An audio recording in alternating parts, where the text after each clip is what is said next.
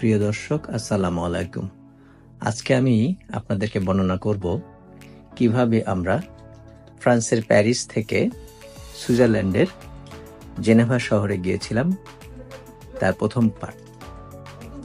আমরা শুরু করি প্যারিস শহর থেকে। যাত্রা শুরু করি ঠিক আগের দিনের মতোই আমাদের নির্ধারিত মাইক্রোবাস নিয়ে। আমরা 8 জন কলিগ একত্রে যাত্রা শুরু করি এবং এটা বাই রুটেই আমরা যাত্রা শুরু করি। আমরা প্যারিস থেকে যাত্রা শুরু করেছি খুব সকালে, সকাল 8টা নাগাদ আমরা প্যারিস থেকে যাত্রা শুরু করি এবং বাই রুটে আমরা যাচ্ছি। দুপাশে শুধুমাত্র অবারিত সবুজ আর সবুজ, সবুজের সমারোহ। চলছে আমাদের গাড়ি 120-130 গতিতে। প্যারিস থেকে সুইজারল্যান্ডের জেনেভা যাওয়ার পথের এই দুপাশের সৌন্দর্য এবং তাদের পথ, তাদের ডিসিপ্লিন সবাইকে উপভোগ করার জন্য ধন্যবাদ। আপনারা দেখতে থাকুন, আবার কিছুক্ষণের মধ্যেই দেখা হবে।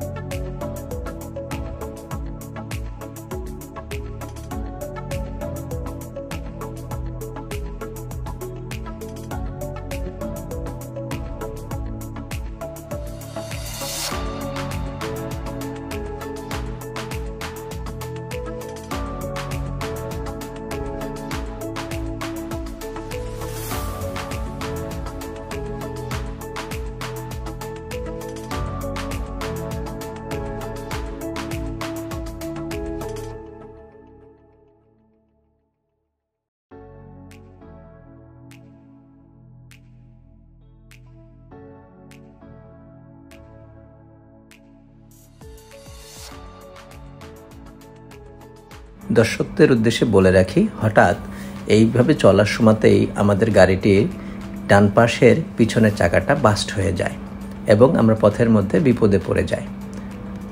রাস্তার পাশে গাড়ি দাঁড় করিয়ে এক্সট্রা চাকা লাগিয়ে আমরা আবার পুনরায় যাত্রা শুরু করি এবং খুঁজতে থাকি কোথায় গ্যারেজ পাওয়া যাবে যেখানে নতুন চাকা কিনতে পাওয়া যাবে, কারণ ওখানকার নিয়ম অনুসারে আমরা এই এক্সট্রা চাকা দিয়ে বেশিক্ষণ চলতে পারবো না হাইওয়েতে।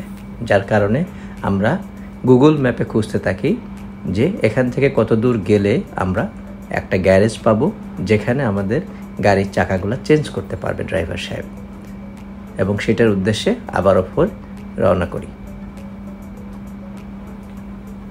ওখান থেকে ঠিক 40 কিলোমিটার দূরে এসে একটি শহর দেখা যাচ্ছিল এবং যেখানে গুগল লোকেশনে দেখা যাচ্ছিল যে একটা গ্যারেজ আছে এবং আমরা সেই গ্যারেজের উদ্দেশ্যে এখন হাইওয়ে থেকে বাইপাসে নেমে যাব এবং আমাদের চাকাগুলা পরিবর্তন করার জন্য চলে যাব, কারণ ওখানকার নিয়ম অনুসারে রিপেয়ার করা যায় না, চাকা রিপ্লেস করতে হয়। যার কারণে আমরা চাকা রিপ্লেস করার জন্য গাড়ি নিয়ে সেদিকেই যাচ্ছি।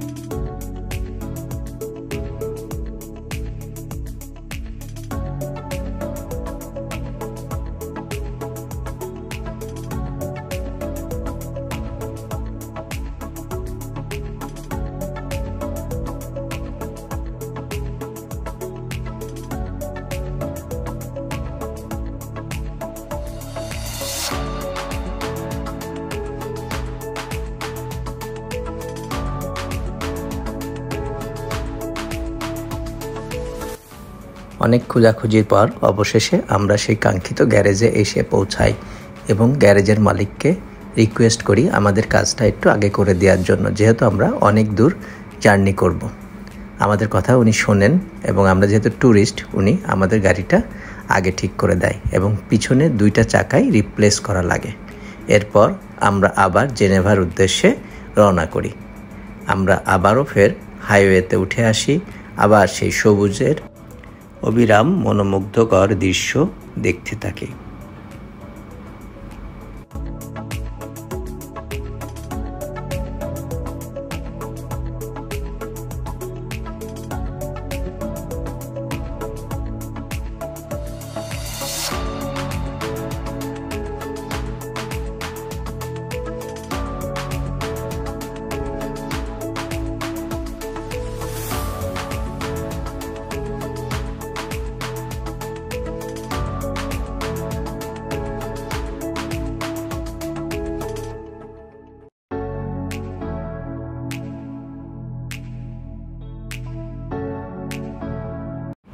জেনেভা শহরে ঢোকার আগেই আমরা পাহাড়ের উপর দিয়ে আরও মনোমুগ্ধকর দৃশ্য দেখার সৌভাগ্য হয়। মেঘের সাথে এ যেন এক লুকোচুরি। আমরা মেঘের মাঝখান দিয়েই যাচ্ছিলাম। মাঝে মাঝে মেঘ আমাদের গাড়ির উপরে এসে ছুঁয়ে যাচ্ছে, আবার সামনের থেকে আমরা মেঘকে অতি নিকট থেকে দেখতে পাচ্ছি।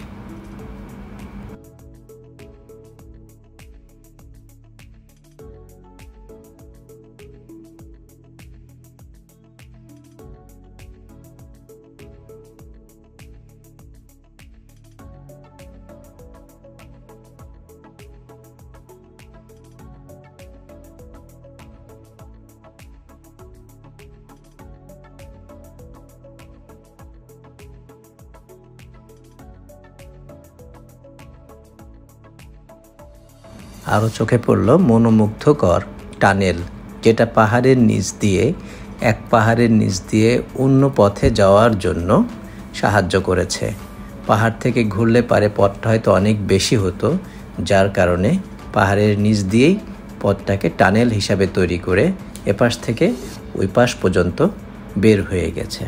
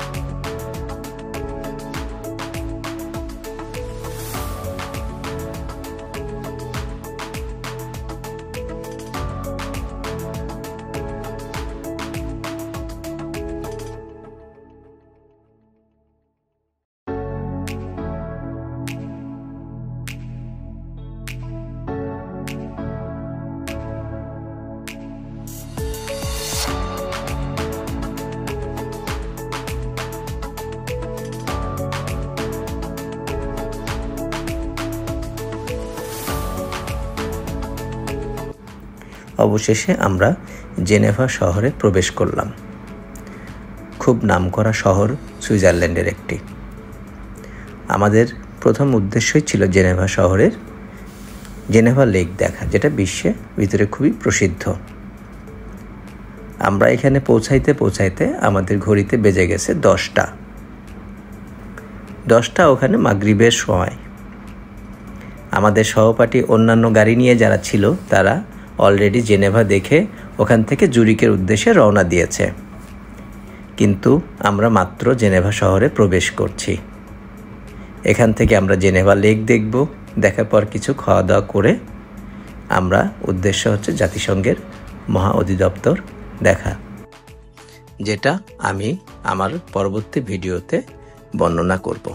তো চলুন দেখা যাক জেনেভার সেই বিখ্যাত শহর এবং তার জেনেভা লেক, পাশে জেনেভার সমস্ত ব্যাংক পাড়া সবকিছুই আমরা এক নজরে ওখান থেকে দেখতে পারবো। লেকের ভিতরে পানির ফোয়ারা ছাড়া আপনারা দেখতে পাচ্ছেন, আমরা যেহেতু পৌঁছাইতে রাত্রি হয়ে গেছে, রাত্রির সৌন্দর্যটুকুই আমরা দেখতে পাচ্ছি। দিনে গেলে হয়তো তার আরেকটা রূপ আমরা দেখতে পেতাম।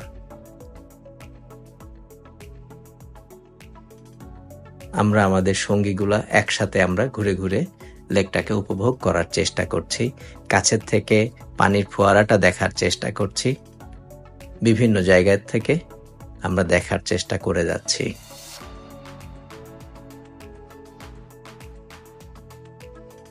এবং জেনেভার লেকের যে সৌন্দর্য অকল্পনীয়।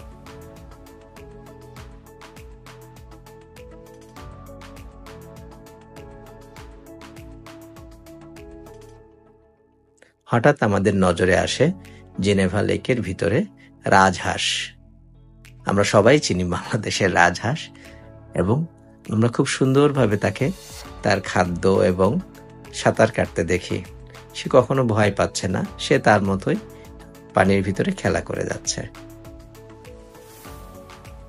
আশা করছি এই জেনেভা লেকের সৌন্দর্য সবার কাছে খুব ভালো লেগেছে।